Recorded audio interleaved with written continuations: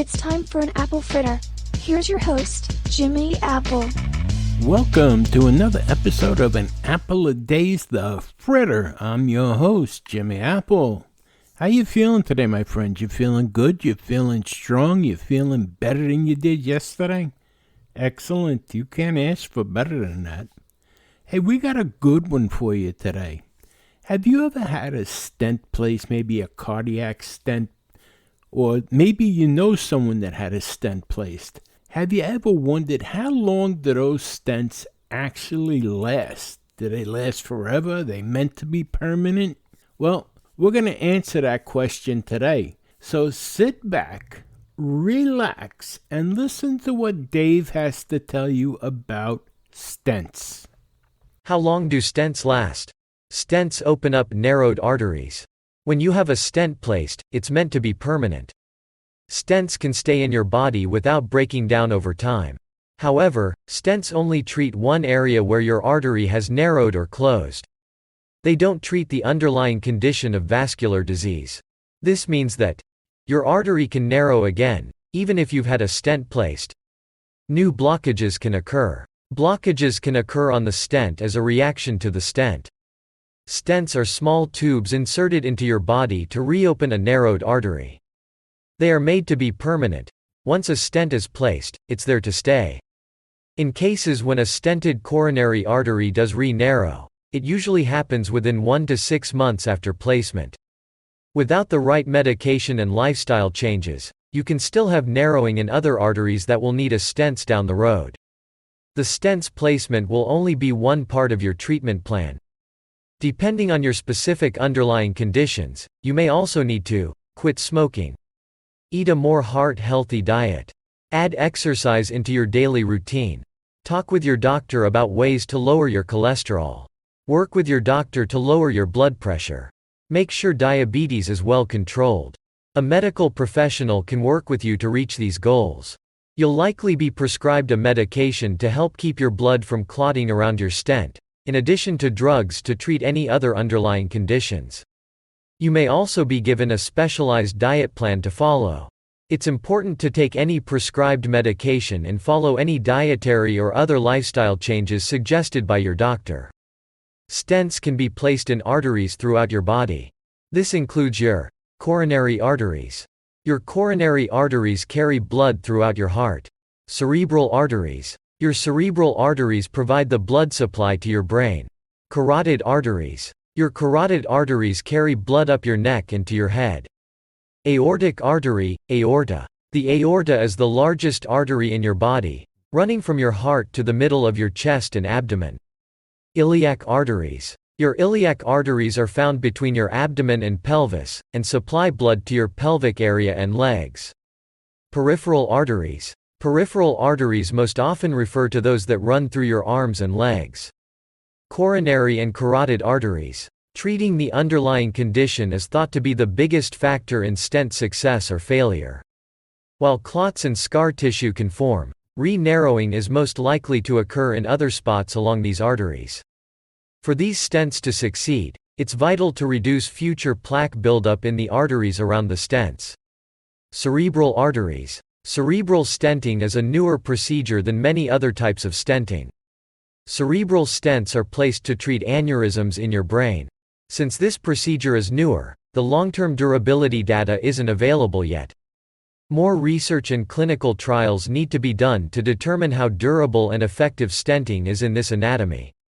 Peripheral and iliac arteries. A 2016 research review suggested that peripheral stents in your legs are more likely to fail than other types of stents. Many people who have peripheral stents placed end up needing new stents or other artery opening procedures within 1 or 2 years of stent placement. This need might be because these stents are under added pressure in this anatomy. The chances of your arteries re-narrowing are increased because of the movement of your vessels when you walk, sit, and bend. Research is being done to determine how to best address the concern. One 2019 study showed that iliac stents can have similar concerns, but, so far, they don't seem to have concerns at the same rate as stents in your legs. Does the type of stent matter? There are 2 main types of stents in use today: bare metal stent, BMS, Traditional metal mesh stents. Drug-eluting stent, DES. Mesh tubes that release medication into your artery to reduce scar tissue formation and prevent narrowing. Both DESs and BMSs are meant to be permanent. However, a 2016 research review showed that DESs are less likely to re-narrow. So, while the stents themselves will last the same amount of time, you may have fewer complications with a DES. The medication in a DES prevents scar tissue buildup. It will not treat the underlying condition that caused your artery to narrow. That means it's important to treat the underlying condition with medications and lifestyle changes, as noted above, no matter what type of stent you have. The two primary ways that a stent can narrow include in-stent restenosis, ISR, and in-stent thrombosis, IST. Both complications require further treatment. ISR. Restenosis happens when a treated artery narrows again.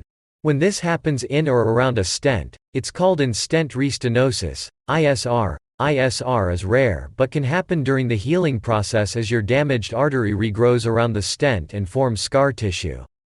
This excess scar tissue can narrow your artery and reduce blood flow. ISR almost always happens within the first 6 to 9 months after stent placement but can also happen at later times, sometimes presenting even many years later. Symptoms of ISR happen gradually as the scar tissue continues to form. Over time, you'll have symptoms similar to the ones that lead to you getting a stent in the first place, which may include chest pain, shortness of breath, weakness, and/or dizziness. You should make an appointment with your doctor as soon as possible if you start noticing any of these symptoms. They will determine if you have ISR and how to treat it. ISR can be treated by inserting another stent or with balloon angioplasty. IST. IST happens when a blood clot forms in your stent. IST is always a medical emergency. Symptoms of an IST are severe because the entire artery may be closed. If the stent is in a coronary artery, this can lead to a heart attack. You must seek emergency medical care if you have heart attack symptoms. The bottom line: stents are made to be permanent and will continue to keep your artery open once they've been placed. However, stents don't cure the underlying condition that caused the buildup in your artery, atherosclerosis. You'll still need treatment to prevent future artery narrowing. The most important thing you can do to keep your stent working is to take all the medications you're prescribed and adopt any lifestyle changes your doctor suggests. I hope you found this information helpful. Now, I'll turn this back over to Jimmy. Thanks, David. To me, this is a very important subject because just recently I had another stent placed, and I'm now up to 14 stents in my body. I have 11 in my heart, I have 1 in my carotid artery, and I now have 2 in my right femoral artery. I had a second stent placed in my right femoral artery on Christmas Eve, 2022. To me, this is very important information, and I wanted to share this. So if you know anybody that has a stent in their body, or if you have it yourself, this is important information. And I want to let you know, I just put up a video on living with a disability with more information about stents. So I want you to go over to Living with a Disability and check out that video. It's www.famousapple.com/group. The video's only about 4 minutes long, but it's very informative. Very informative. So if you get a chance, go over there. It's Living with a Disability. It's at www.famousapple.com/group. I'll have that information in the show notes for this episode. But I want to thank you for stopping by today. I want to remind you that An Apple a Day's The Fritter comes out every day, 5 days a week at 4 a.m. That's right, we're up with the elves. We're making you a special fritter every day. And tell your friends about us. Stop by every day and check out what's new. And I want to remind you, be the reason somebody smiles today. It'll make you feel good. It'll make them feel good. And remember this, my friends, things can always be worse. No matter what, right now there's somebody somewhere wishing that they were in your position, so things can always be worse. You've been listening to An Apple a Day's The Fritter. My name is Jimmy Apple, and I'll talk to you again tomorrow. Have a great one today, my friends. Join Jimmy tomorrow for another Apple Fritter.